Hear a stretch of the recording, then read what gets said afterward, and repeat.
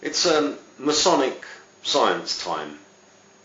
Apparently, once upon a time, long, long ago, there were these creatures called mammoths, and they used to eat snowballs.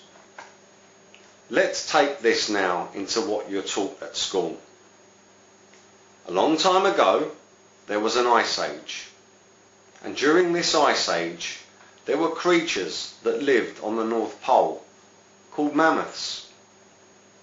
Also add to that story that once upon a time, the climate on the Earth was different, and so therefore the North Pole was a lush rainforest, which is impossible, by the way.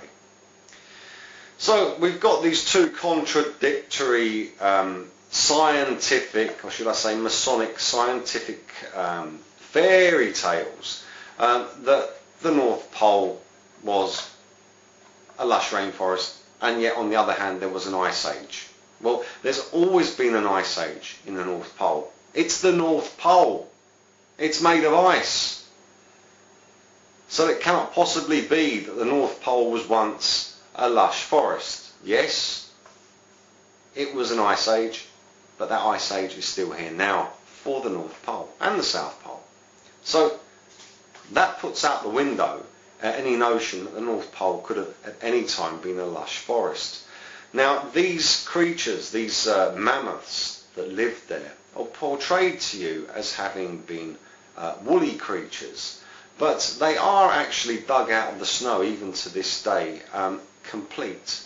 They are frozen solid from whenever it was they died, and even their flesh and skin and their eyeballs and everything are still there because they've been preserved in ice. I've got one here. This is a baby mammoth, and as you can see, it's not at all woolly or hairy.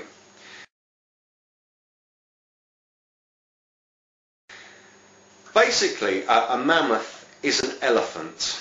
It's a larger version of an elephant, and it's a herbivore. Now, if you care to take a look on the internet to see how much food your average elephant, let alone your average elephant herd, need to sustain themselves on a daily basis, it would be scientifically impossible for any herds of elephant-type creatures to live in the North Pole at any time whatsoever unless they ate snow.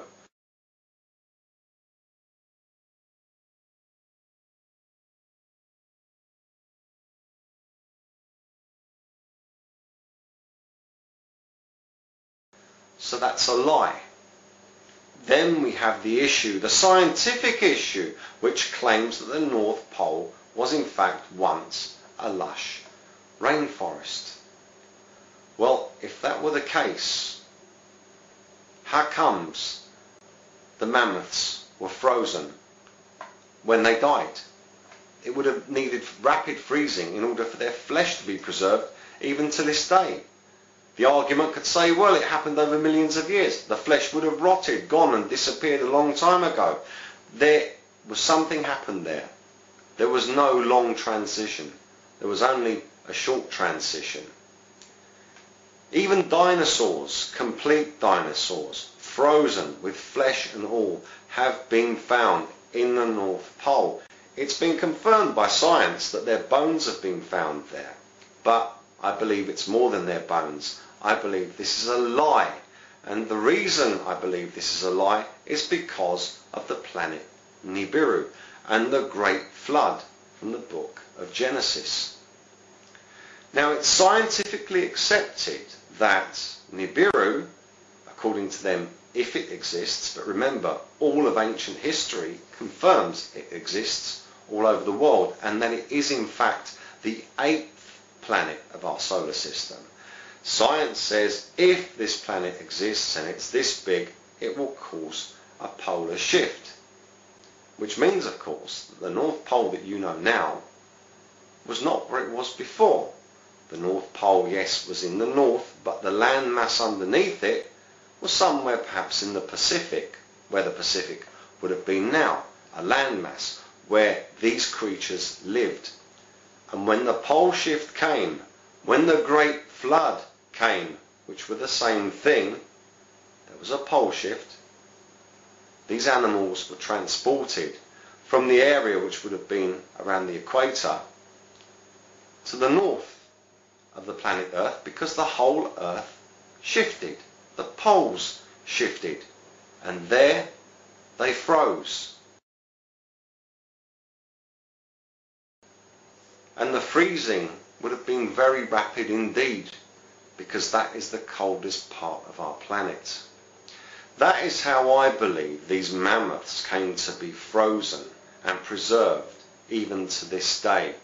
And that is why I also believe that complete dinosaurs with flesh and all have also been found in the North Pole, and that science and scientists are the biggest dirty liars on this earth.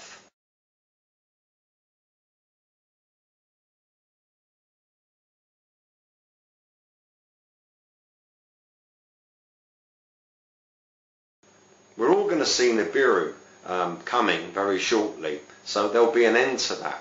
And all around the world, preparations are being made for the return of Satan and the fallen angels who came and put all these abominations on this earth, like mammoths and other creatures which kill humans.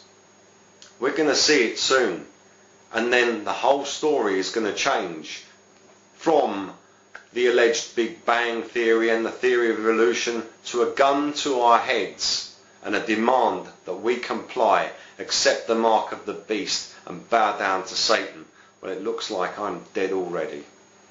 And I hope that all of you Christian brothers and sisters out there make the same decision, and I pray that we can all carry it out, that we would rather be killed than bow down to Satan.